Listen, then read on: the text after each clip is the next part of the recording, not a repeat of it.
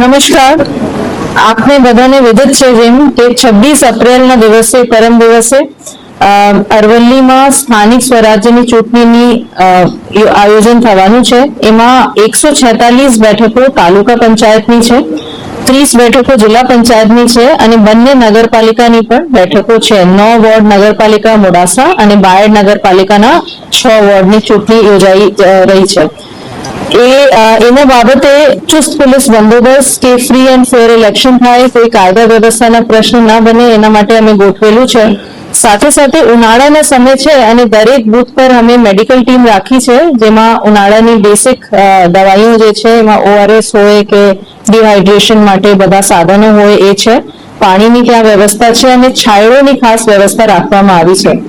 છતાં મારી પહેલી અપીલ બધા અરવલ્લી વાસીઓથી રહેશે કે આ સ્થાનિક સ્વરાજ્યની ચૂંટણીમાં લોકશાહીને મજબૂત કરવા માટે આપ બધા મોટી સંખ્યામાં આવીને પોતાને મતાધિકારનો ઉપયોગ કરો.